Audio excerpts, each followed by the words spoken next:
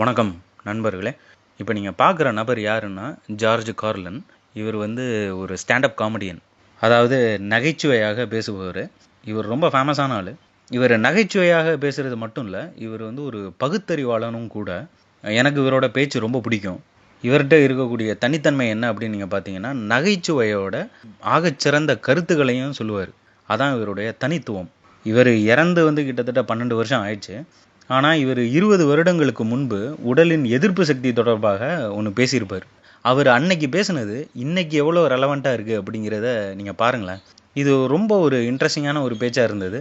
அதனால் உங்கள்கிட்ட நான் பகிர்ந்து கொள்ளலாம் அப்படின்னு நான் நினச்சேன்.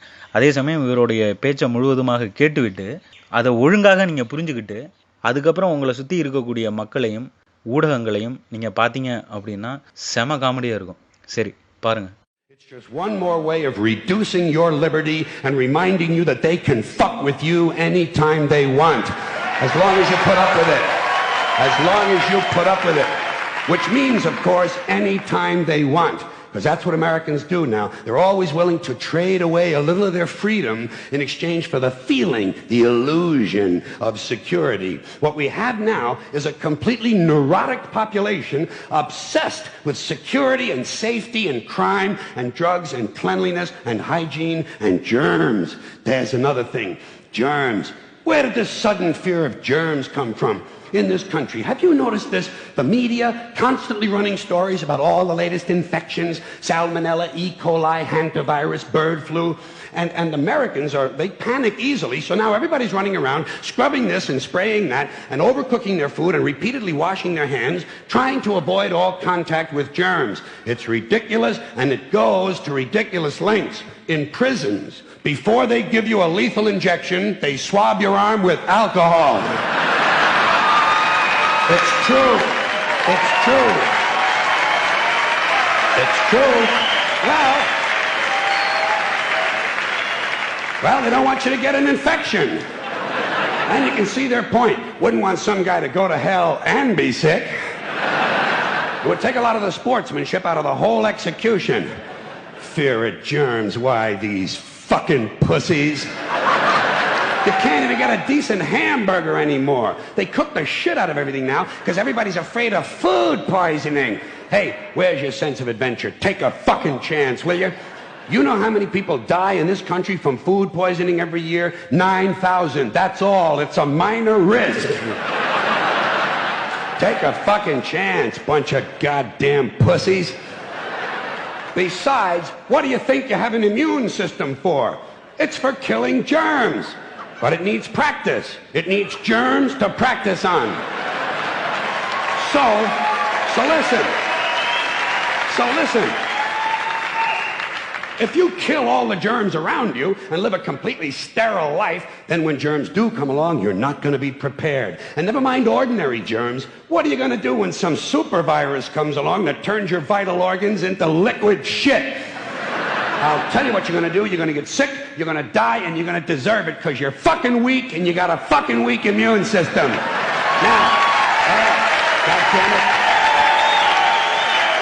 Hey. All right.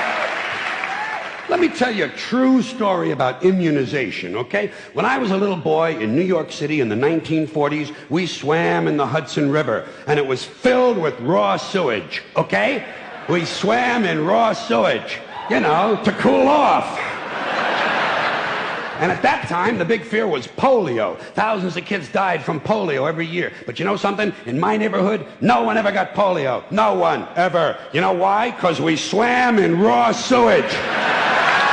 It strengthened our immune systems. The polio never had a prayer. We were tempered in raw shit.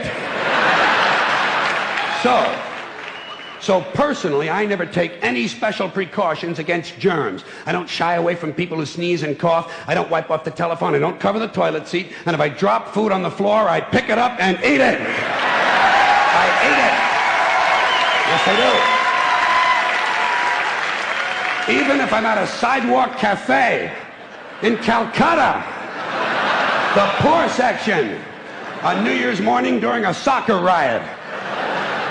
And you know something? In spite of all that so-called risky behavior, I never get infections. I don't get them. I don't get colds. I don't get flu. I don't get headaches. I don't get upset stomachs. And you know why? Because I got a good, strong immune system, and it gets a lot of practice.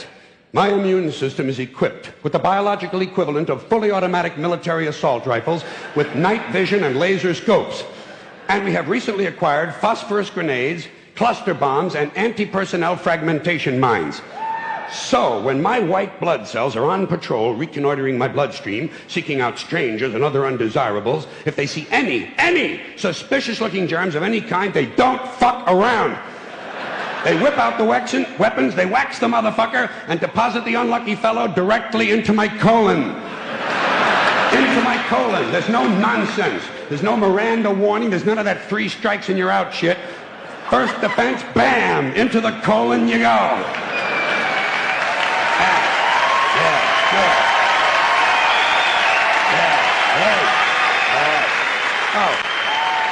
இவருடைய பேச்சு உங்களுக்கு சென்சிபிளாக பட்டுச்சு அப்படின்னா பலருக்கு பகிர்ந்து கொள்ளுங்க. இந்த புரிதல் பலருக்கு பயனுள்ளதாக அமையும் அப்படின்னு நான் நினைக்கிறேன். நன்றி, வணக்கம்.